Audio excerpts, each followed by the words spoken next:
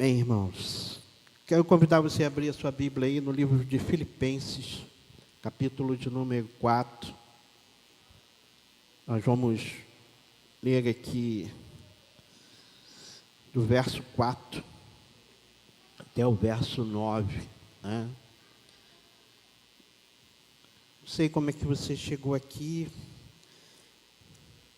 Se você estiver perto de alguém, pergunta essa pessoa, pergunta se ela está ansiosa. Você está ansiosa? Ou você está ansioso? Você está preocupado com alguma coisa? Vamos pensar exatamente sobre isso, né? Sobre estarmos ansiosos ou preocupados. O texto diz assim, sentado como nós estamos. Alegrem-se sempre no Senhor. Novamente direi, alegrem-se. Seja a amabilidade de vocês conhecida por todos. Perto está o Senhor. Não andem ansiosos por coisa alguma, mas em tudo, pela oração e súplicas, e com ações de graças, apresentem seus pedidos a Deus.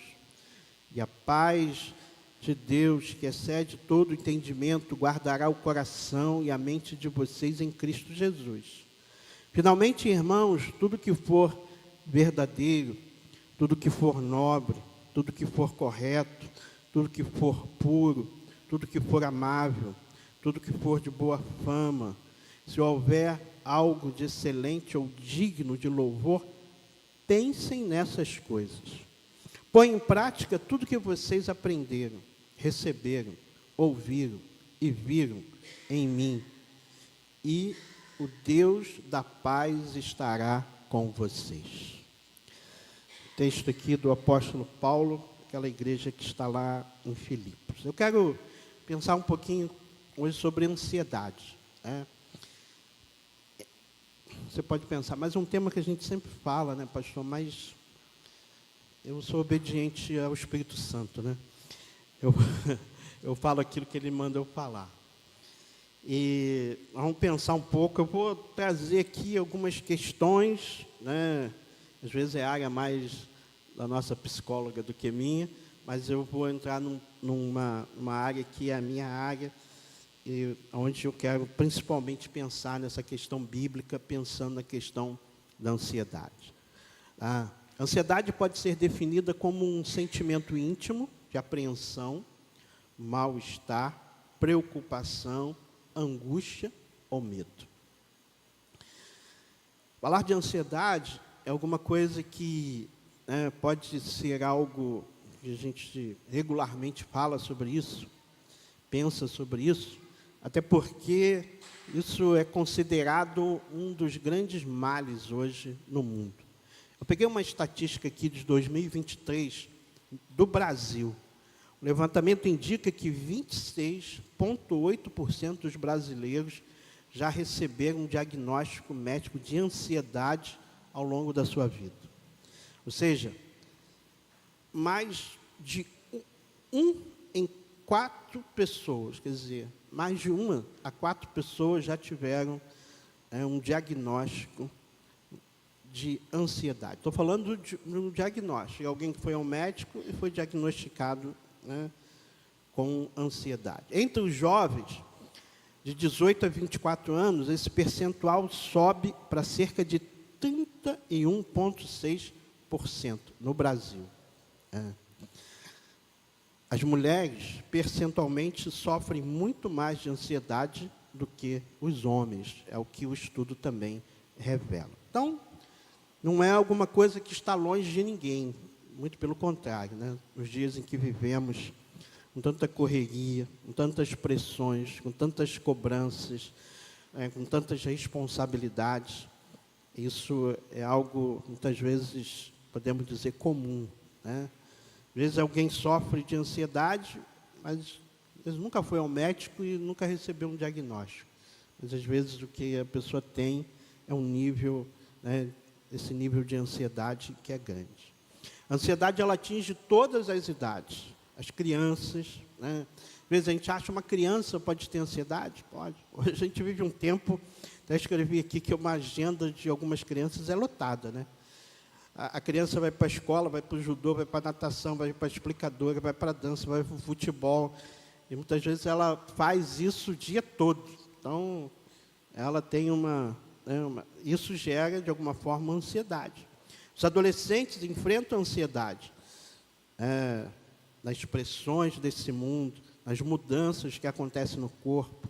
Os jovens estão vivendo em ansiedade, uma idade das decisões, das definições, com quem eu vou me casar, aonde eu vou trabalhar, qual a faculdade que eu vou fazer, qual a profissão que eu vou escolher.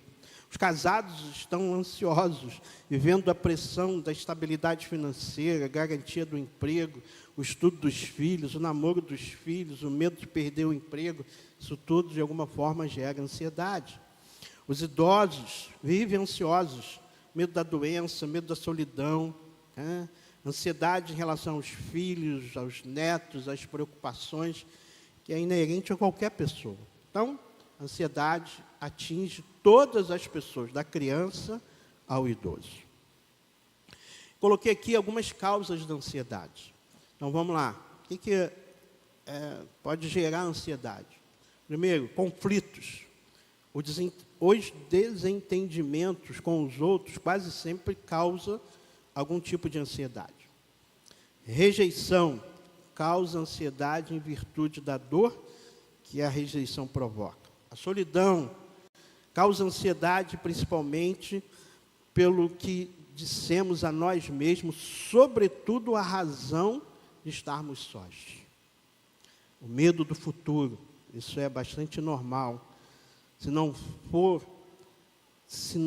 o que dirige sua vida, não. Qualquer pessoa pode se preocupar temporariamente com dinheiro, com determinados problemas, outras pessoas e a saúde. Outra coisa que gera ansiedade, a perda. E a gente não fala só da perda de um ente querido, né? Quando uma pessoa morre, mas a perda de amizade, a perda do emprego, a perda de uma função importante. As circunstâncias da nossa vida geram ansiedade. As condições climáticas, acidente do carro, o carro que quebra, né? Tudo isso gera ansiedade. Um problema no trabalho ou em qualquer outra área. Então, circunstâncias geram ansiedade. A culpa gera ansiedade. A culpa costuma ser uma das principais causas da ansiedade, alguém que carrega um sentimento de culpa. Tem uma aqui que é interessante, a tentativa de ser perfeito. E tem gente que é perfeccionista, né? Isso gera ansiedade. Principalmente quando você não trabalha sozinho, você não faz sozinho, porque alguém faz aquilo que você faz, é mais complicado ainda. Porque tem que fazer exatamente como você acha que tem que ser feito, perfeito.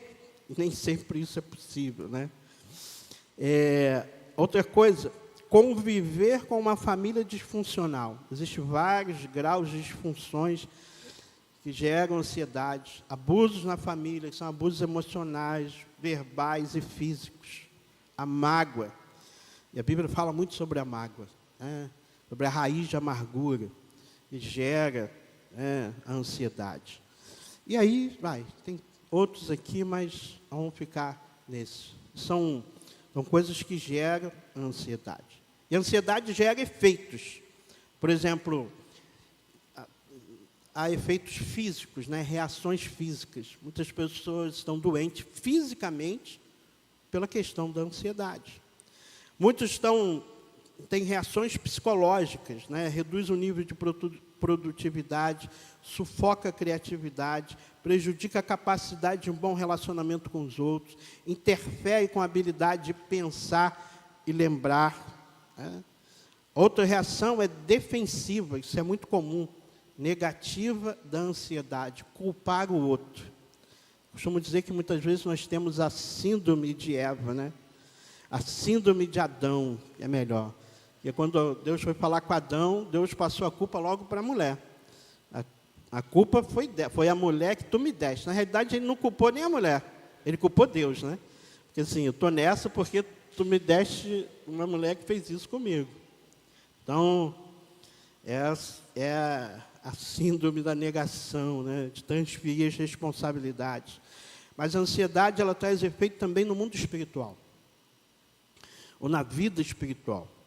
Porque existe dois nortes. Às vezes, quando alguém enfrenta uma ansiedade, isso pode ser algo que vai motivar a pessoa a buscar mais ainda Deus, buscar o convívio maior com a igreja, com a congregação, né? Buscar uma vida de oração, de leitura na palavra. Mas tem um outro extremo. A ansiedade também afasta as pessoas de Deus. E as pessoas se afastam de Deus e se afastam, às vezes, da sua comunidade de fé, da sua igreja, da sua congregação, justamente na ocasião que elas mais precisam estar aqui, ter um relacionamento com Deus.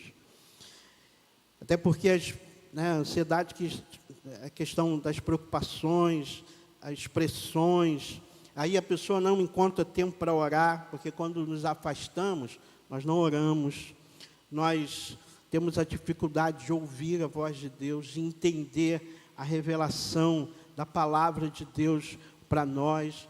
Aí não participamos dos cultos de adoração, até porque muitas vezes aquele que está ansioso se torna impaciente, amargo, né, e prefere ficar em silêncio, até porque o céu muitas vezes está em silêncio para essa pessoa, e é difícil, porque acho que o silêncio de Deus é sempre difícil para todo mundo, mas para quem está ansioso, quem está preocupado, não ouvir a voz de Deus, isso não é fácil, eu sei que não é fácil. Mas o que fazer? O que nós podemos fazer diante da ansiedade? Quando nós olhamos esse primeiro quadro aqui, parece ser alguma coisa difícil de se enfrentar. Pode ser inclusive impossível de se enfrentar. Mas a Bíblia, ela é a Bíblia. Ela é a revelação de Deus para nós. É a palavra que nos deixa princípios que vão nortear a nossa vida em qualquer circunstância, e não diferente quando estamos ansiosos. Quando estamos excessivamente preocupados com alguma coisa, né? E quando essa ansiedade domina nosso ser, a nossa vida, e que a gente não consegue pensar direito, a gente não consegue agir direito, a gente não consegue encontrar um caminho na nossa trajetória, porque, né, a gente não consegue enxergar, até porque a própria ansiedade não deixa a gente enxergar. O que fazer? O que a Bíblia nos orienta? Aí, por isso eu li aqui Filipenses capítulo 4, a partir do verso de número 4, e a gente vai tirar alguns princípios aqui que são importantes para isso, né? Isso não é uma receita de bolo.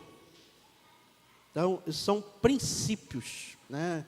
São princípios que nós colocamos em prática, isso sem dúvida faz a diferença. Não só para a ansiedade, mas para qualquer outra questão da nossa vida, né? E a primeira coisa que o apóstolo Paulo diz aqui, no verso número 4, ele diz: alegrem-se sempre no Senhor. Novamente direi, alegrem-se. Então, a primeira coisa que ele diz que nós precisamos estar alegres. E essa alegria, ela é independente das circunstâncias. Porque ele diz aqui que nós precisamos estar alegres sempre no Senhor. Até porque a nossa alegria vem dele.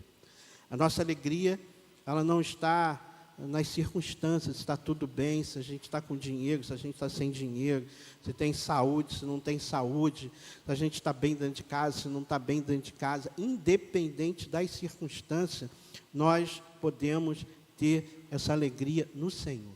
Isso, querido, na realidade, isso faz uma diferença muito grande. Porque aquele que é dominado por uma ansiedade, ele corre um risco muito grande, né, de mergulhar numa grande escuridão. E ser tomado por um grande sentimento de tristeza, né, e isso desencadear outras questões na sua vida e na sua caminhada. Então, nós precisamos viver isso que a palavra diz, nós precisamos nos alegrar no Senhor. E quando eu penso em... o que seria isso, se alegrar no Senhor? Para mim, uma das coisas que revela essa alegria, para mim, é a gratidão. Porque quando nós somos gratos ao Senhor, quando nós acordamos pela manhã, né, mesmo com problemas, com respostas que esperamos que essas respostas não chegarem. Mas mesmo diante de todas as lutas, a gente tem um coração grato, a gente agradece ao Senhor. Senhor, muito obrigado porque eu estou vivo. Obrigado porque eu passei mais uma noite, né, de descanso. Obrigado porque eu estou aqui sentado tomando um café. Obrigado porque daqui a pouco eu vou sair para o trabalho. Mesmo que o seu trabalho, né, seja o lugar que você não queira estar, mas você precisa ser grato por isso. Isso revela alegria, porque você sabe que aquilo que você tem, aquilo que está chegando a você, vem de Deus, vem do Senhor. E aquilo que Ele nos dá é sempre bênção, né? Tem um texto na Bíblia que diz o seguinte, servo bom e fiel, porque tu foste fiel no pouco, no muito te colocarei, né? A questão é que a teologia da prosperidade usa isso com outro foco. Mas o que eu entendo assim, é que nós precisamos agradecer o Senhor. Nós precisamos ter alegria, independente das circunstâncias. Porque aquilo que nós, até acho que numa quarta-feira aí passada, ou retrasada, eu falei aqui sobre Filipenses 4,13, né? Quando Paulo diz, tudo posso naquele que me fortalece. Porque ele aprendeu a passar por todas as circunstâncias. E ele falou, e ele aprendeu a passar em todas as circunstâncias com alegria. E é o que nós precisamos viver. Isso vai nos ajudar, porque se você é tomado por um sentimento de tristeza, você permite que essa tristeza domine o seu coração, só vai te levar a outros níveis da tua ansiedade, que não vai te ajudar. Aí o apóstolo continua aqui, verso de número 5, ele diz, seja a amabilidade de vocês conhecida por todos, perto está o Senhor. O termo moderação ou amabilidade no grego não tem equivalência em português. Ele significa, deixe que todos vejam a sua atitude bondosa, doce, amável, né, e graciosa, que é fruto do Espírito Santo. É fruto do Espírito, é fruto da presença de Deus na sua vida. Então, vamos entender isso aqui, né? Mas, pastor, existem momentos na nossa vida que a gente não está doce, a gente está amargo, né? Mas a presença de Jesus, Ele não traz amargura para nós, Ele traz doçura. É ou não é? Se eu sou grato a Ele, se eu me alegro nele, se a presença dEle é real na minha vida, sabe, eu não posso permitir caminhar ou ter uma trajetória de amargura, de impaciência. Até porque você não vai melhorar e você vai contaminar o ambiente que está ao seu redor. Porque você conviver com alguém que seja impaciente, amargo, é chato, né? É um negócio difícil.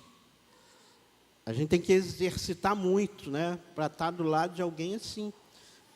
Por isso que o texto diz que nós precisamos de... Mas eu não consigo. Humanamente falando, vão existir circunstâncias e vai ser difícil. Mas o Senhor, Ele nos deu o seu Espírito. O Espírito Santo de Deus habita em nós. E a Bíblia fala de um fruto que é dado pela presença do Espírito na nossa vida. Então lá os novos aspectos que fazem parte do caráter de Jesus precisam ser formados em nós. Nós precisamos ter mansidão, domínio próprio, né? Paz, amor, isso tudo, alegria, está lá. Isso independe das circunstâncias da nossa vida. Então, quando, né, se você entende que você vive um momento de ansiedade, se você tem algo que está dominando a sua mente, tenha essa percepção de ter uma atitude amável, doce, né, de bondade com as pessoas que estão ao seu redor. Até porque isso vai atingir não só as pessoas que estão ao seu redor, mas vai atingir o seu coração também, né? Porque se você só toma água amarga, vai ficar amargo o tempo todo.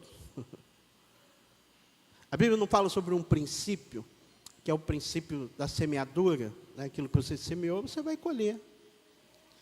Então, mas isso é difícil. Não é difícil porque o Espírito Santo está em você. Se você permitir que o Espírito Santo controle a sua vida, se você viver pelo Espírito, como Paulo diz lá em Gálatas 5,16, você combater a carne que está em você, que vai te levar cada vez mais para uma vida, para viver essa questão da ansiedade, você vai conseguir viver exatamente dessa forma. Seja a amabilidade de vocês conhecida de todos. Como é que eu posso fazer isso? Como é que é possível? Por quê? Porque perto está o Senhor. É como o texto diz, se você não está sozinho, o Senhor Ele está contigo. E isso faz toda a diferença na nossa caminhada. Terceira coisa, que o texto nos mostra aqui, verso de número 6. Não andem ansiosos por coisa alguma, mas em tudo, pela oração e súplicas e com ações de graças, apresente seus pedidos a Deus. Aqui, ele nos dá algo que é extraordinário na vida do cristão, que é a oração. Ele diz aqui, ele diz, não andem ansiosos por coisa alguma, ele diz aqui, por nada, nada, mas em tudo, pela oração e súplica, apresente, e ações de graças, apresente seus pedidos a Deus. Irmãos, às vezes nós esquecemos, de como a oração, ela é importante. Eu costumo dizer aqui que a oração não é uma ferramenta de petição. Porque quando alguém ora, essa pessoa não apenas pede, mas quando ela ora, ela adora o Senhor, ela agradece ao Senhor, ela pede perdão pelos pecados, ela intercede por alguém. Tudo isso, apresentamos os nossos pedidos, tudo numa oração. A oração é um instrumento que vai nos aproximar na nossa relação com o Senhor. Quanto mais tempo você tiver de oração com o Senhor, você vai desenvolver um relacionamento de intimidade maior com Ele. O que caracteriza alguém ter intimidade com Deus? Não é o que ela faz na igreja. Não é somente a leitura bíblica. É a oração e a leitura da palavra. A oração é fundamental.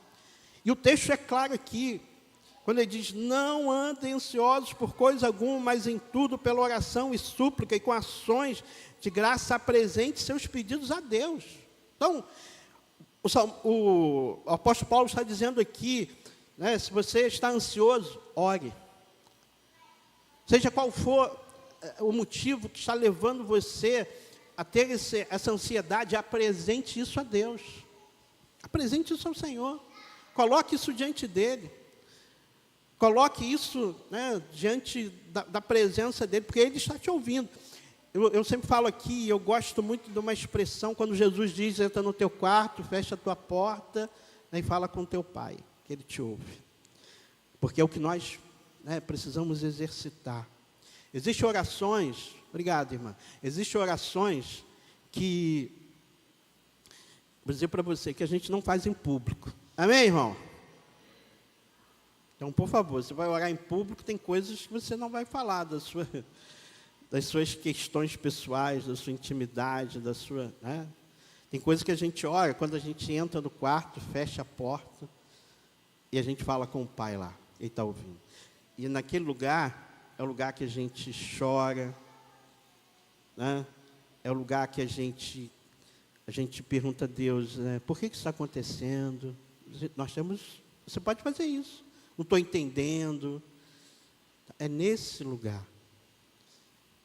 E talvez, querido, talvez você vai sair desse momento, os problemas continuam os mesmos, mas isso muda. A nossa relação e aproximação com Deus muda o nosso coração.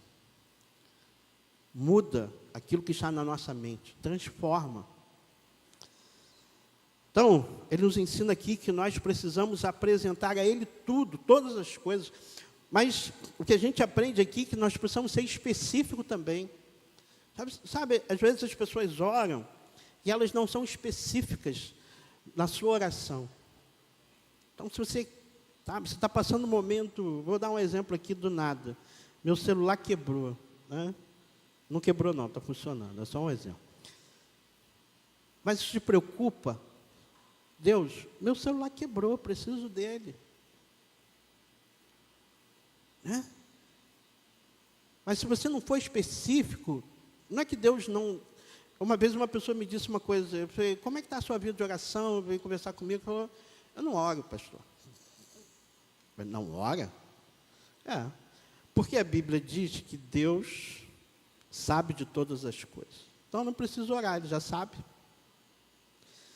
falei, não, está certo, assim, Deus sabe de todas as coisas. Né? Mas vamos ver, tem um monte de texto aqui que Deus diz que a gente tem que orar, tem que pedir, tem que bater, tem que insistir, tem que apresentar ao Senhor.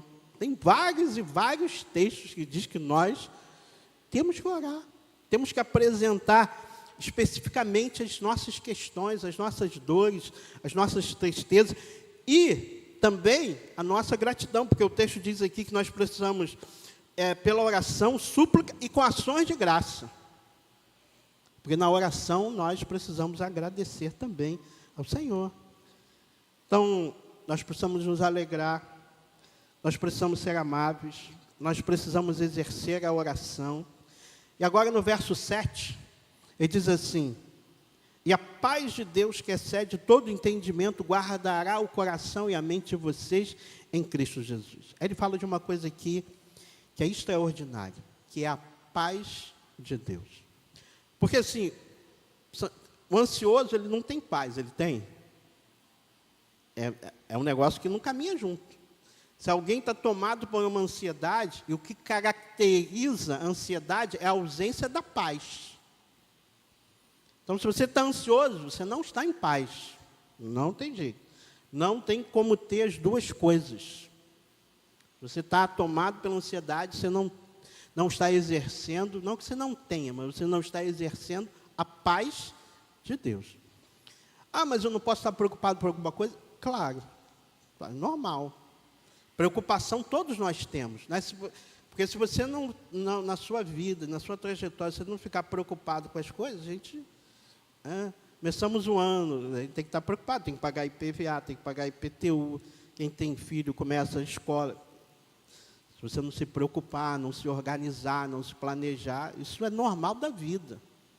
Mas a ansiedade é uma preocupação que vai além, né? Além, que ela te domina, que ela te paralisa, que ela impede você ouvir a voz de Deus, porque aquilo tem uma, sabe, tem uma força dentro da pessoa, que a pessoa fica paralisada, ela não consegue nem enxergar aquilo que está acontecendo de bom na sua vida e na sua trajetória. Por quê? Porque aquele ponto lá é o que norteia a sua mente. Quando você deita no travesseiro, a cabeça não para, ela continua naquele disco, né? Hoje não tem nem mais disco, né? Mas no meu tempo ainda tinha vitrola, e às vezes a gente botava lá e a agulha travava e ficava rodando lá, né? Então, assim, a ansiedade gera isso. Mas, quando a paz de Deus não está presente, isso domina a gente. Por isso que o texto diz aqui, né? E a paz de Deus, que excede todo o entendimento, guardará o coração e a mente de vocês em Cristo. Então, vou voltar aqui um pouco. Não andem ansiosos por coisa alguma. Olha o que ele diz. Não fique, né, ansioso, preocupado excessivamente por nada.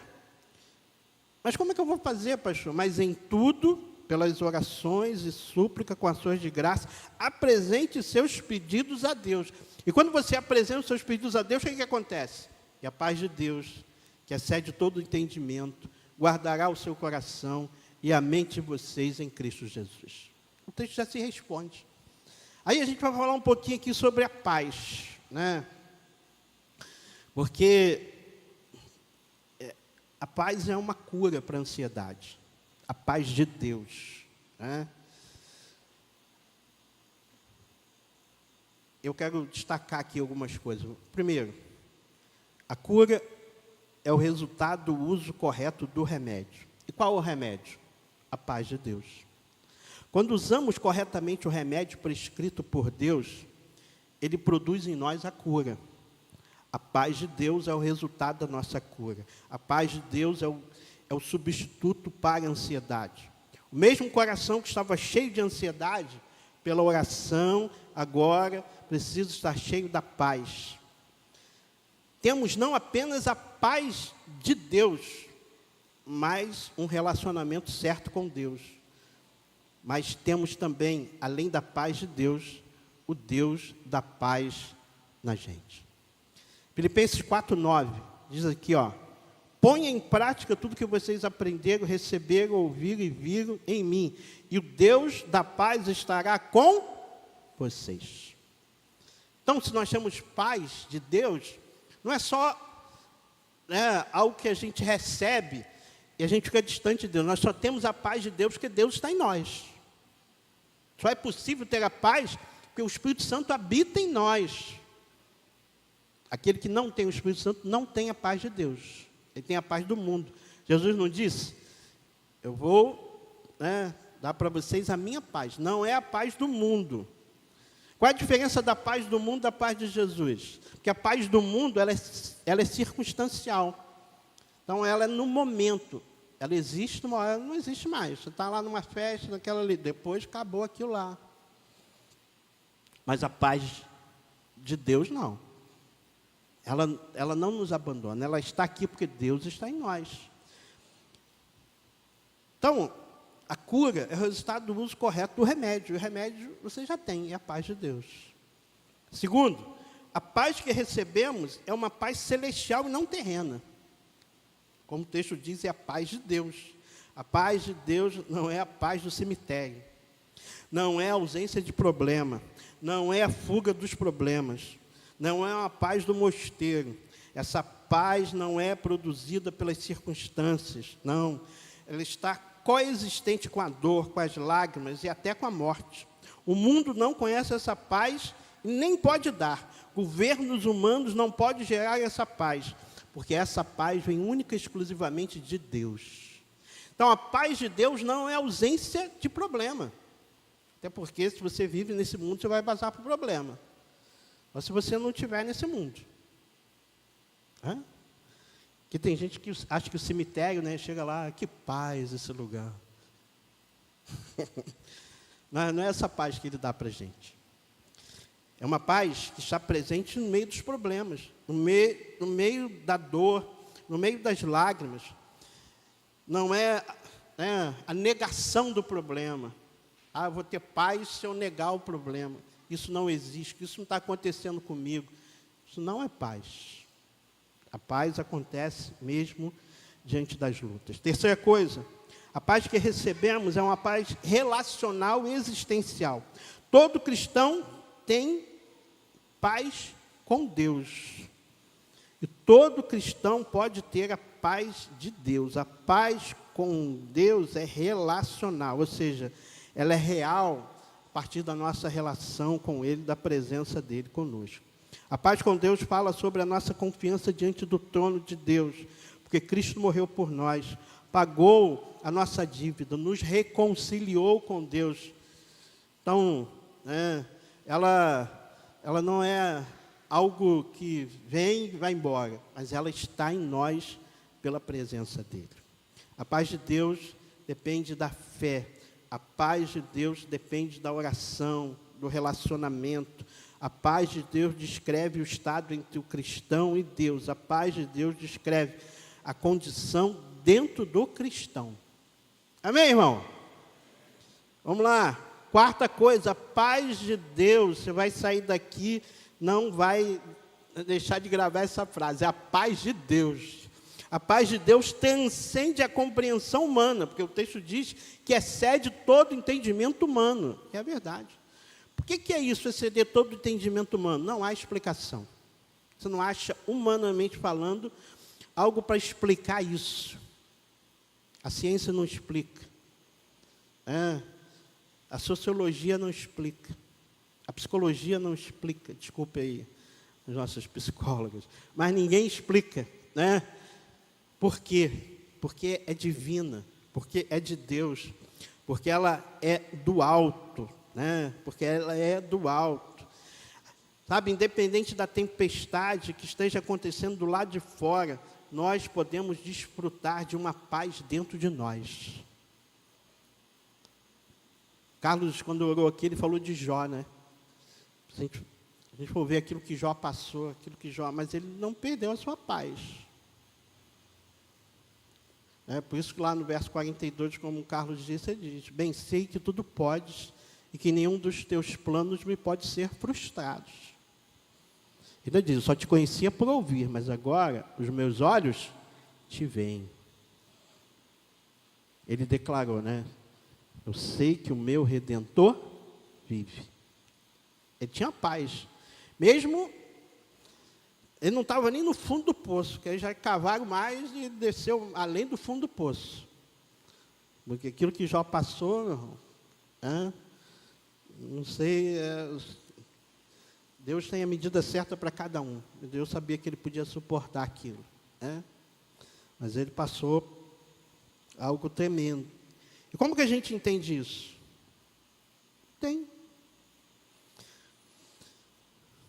O apóstolo Paulo, ele usa uma expressão: eu sei em quem tenho crido, né? E ele fala isso numa condição já perto da sua morte. Sua cabeça foi colocada e foi arrancada fora. Pedro foi decapitado. Paulo, desculpe. Pedro foi crucificado, pelo que a tradição diz, de cabeça para baixo, né? Então, ele fez isso com paz. Quinta, a paz de Deus é um sentinela celestial ao nosso redor. Porque o texto diz aqui, e a paz de Deus, que excede todo entendimento, guardará o coração e a mente de vocês em Cristo Jesus. Então, a palavra guardará traz a ideia de uma sentinela, um soldado na torre de vigia, protegendo a cidade. A paz de Deus é como um exército, nos protegendo dos problemas externos e dos medos internos. Paulo diz que essa paz guarda os nossos corações de sentimentos errados, as nossas mentes de pensamentos errados. A paz de Deus guarda as nossas emoções. A paz de Deus guarda as nossas emoções, o nosso intelecto, nossos sentimentos e os nossos pensamentos. O texto diz aqui, irmãos, a paz de Deus, que excede todo entendimento, guardará. Esse é a sentinela. Se você que tem a paz de Deus, exerce essa paz, você é dominado pelo Espírito Santo de Deus, guiado por Ele, essa paz está em você. Vem os problemas, vem as lutas, vem as dificuldades, mas a sua mente, o seu coração está guardado. Você não vai se desesperar, você não vai murmurar. Você vai esperar o tempo de Deus. Você vai esperar a resposta de Deus. Você vai esperar o momento de Deus para agir. A gente sabe, na história, uma história que eu levo como exemplo, é de Sara, né? Deus fez uma promessa para Abraão, diz, a partir de vocês, uma grande nação vai se estabelecer. Ela não podia ter filhos. E aí, como é que Deus vai fazer? 25 anos se passaram, ela, 20 e poucos anos se passaram, que a promessa se cumpriu depois dos 25 anos. Deus não trouxe o filho. Então, Deus não sabe agora prometer uma coisa, não sabe resolver. Chamou Abraão e disse: meu velho, vamos resolver isso aqui. Vamos ajudar Deus a resolver esse problema. Você não acha que Sara dormia com aquilo todos os dias? Ela não pensava todos os dias daquilo. Primeiro que ela, como mulher, tinha um desejo de gerar um filho, e tinha uma promessa de Deus. Aí ela deu o jeito dela, né? Pegou Agar, e aí Abraão dorme com ela, gera um filho, e Deus disse: não, é esse aí. Logo em seguida, ela gerou um filho. Fruto de quê? Da ansiedade. Olha que Deus já estava dizendo para ela várias vezes, né? Apareceu o anjo. Irmãos, é incrível. Às vezes Deus manda para a gente os anjos. O anjo mostra para você. A palavra te fala. Deus ministra sobre o seu coração. O anjo aparece, né? Deus confirma. Mas mesmo assim, a gente às vezes está ali. tomado de dúvida, porque a ansiedade gera dúvida no nosso coração. E a gente começa a criar, né, métodos para ajudar Deus a resolver um problema que você acha que Ele não tem como resolver, ou que Ele esqueceu de você, ou então que não tem jeito. Aí você cria um método, aí não dá certo. E não só não dá certo, mas traz consequências. Que é a consequência daquilo que Sara e Abraão fizeram, né? Nasceu Ismael, a descendência de Ismael, a descendência dos árabes, e Deus falou que entre as duas gerações existiam guerra, o tempo todo, e até hoje, esses dois brigam e guerreiam. Culpa de Sara, culpa de Abraão, culpa da ansiedade, não esperaram o tempo certo. Ou seja, sentinela. Ah, pastor, mas eu não tenho paz. Pede a Deus. A Bíblia não diz, Tiago não diz isso? Se você não tem sabedoria, pede. Só que a gente tem que saber pedir, né, irmão? Pede crendo, não pede duvidando, não. Não pode ser aquele, né? Porque tem coisas que você pede, eu vou pedir, mas já sei que é não. Uma vez alguém veio falar comigo, pastor, eu vou pedir um negócio seu, mas já sei que o senhor vai dizer não. Então, nem pede. Você já sabe a minha resposta, por que você está pedindo? É ou não é? E a gente faz isso com Deus, não faz? Senhor, não sei se tu vai fazer isso por mim, não. E a gente ainda fala para Deus, o não eu tenho, né? Eu não falo isso para Deus, não. Deus é o Deus das coisas impossíveis. Deus age naquilo que é improvável. Ele dá. Só que a gente precisa pedir com fé, convicção, certeza de que Ele tem o melhor para nós. Então, que a paz de Deus domine o seu coração. Por último aqui, ele vai, no verso de número 8, ele vai dizer uma coisa também que vai nos ajudar diante das nossas crises, né, dos momentos que estamos ansiosos. Finalmente, irmãos, tudo que for verdadeiro, tudo o que for nobre, tudo que for correto, tudo que for puro, tudo que for amável, tudo que for de boa fama, se houver algo de excelente ou digno de louvor, pense nessas coisas. Olha aí. Isso é um exercício, sabia? Acho que todo mundo tinha que fazer esse exercício, assim. Vamos lá, você ia pegar a série que você está assistindo na Netflix, você ia botar esse texto aqui, será que... Irmão, será que isso aqui é verdadeiro? Será que isso aqui que eu estou vendo é nobre? Será que eu estou vendo isso aqui é um negócio correto? Será que isso é puro? A gente tem que fazer essa análise. Não é? Corta. Será que essa amizade aqui ela é boa para mim?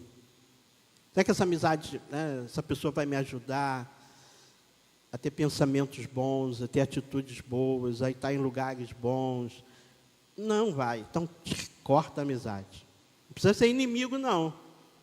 Mas só cortar. Oi, tudo bem? Boa tarde, bom dia. Mas é assim, irmão. Mas nós não fazemos isso, porque nós precisamos pensar naquilo que vai nos ajudar. Ele diz aqui, pense nessas coisas. Pense nessas coisas. Às vezes, assim, o salmista, o Salmo de número 1, ele diz, né, bem-aventurado, aquele que não anda segundo o conselho dos ímpios, nem se detém no caminho dos pecadores, nem se assenta na roda dos escarnecedores, mas antes tem o seu prazer na lei do Senhor e na sua lei medita dia e noite. Nós diz que vai ser como árvore plantada junto a ribeiro de água, cujas folhas não caem, no tempo certo vai dar o fruto e será bem sucedido em tudo. Mas ele diz lá, né, que nós precisamos ter o desejo de meditar nas coisas de Deus todos os dias, dia e noite.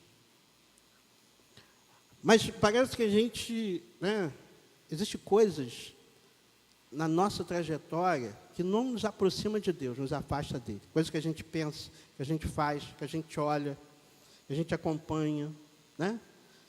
A gente olha aqui, né? Esse gesto que é o gesto mais conhecido a gente vai, né, passando. Mas só que a gente continua ali, às vezes, bebendo de uma fonte que não é boa.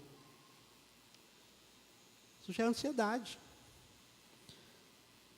Por exemplo, tem gente que tem medo de sair na rua, violência, mas o cara assiste o jornal que só fala da violência todos os dias. Né? Você vai ficar pior todos os dias. É ou não é? Você só vê a notícia ruim, você tem que estar preparado para ouvir a notícia ruim. É a realidade. Mas você, se isso te faz mal, isso gera ansiedade em você, não vê.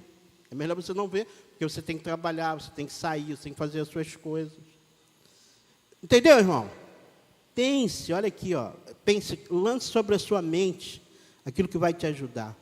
Tudo que for verdadeiro, tem um monte de besteira, de mentira aí que a gente está, né, reproduzindo aí. Tudo que for nobre, tudo que for correto, tudo que for puro, tudo que for amável, tudo que for de boa fama, se houver algo de excelente ou digno de louvor, pense nessas coisas. E o verso 9, ele diz assim, ponha em prática tudo que vocês aprenderam, receberam, ouviram e viram em mim.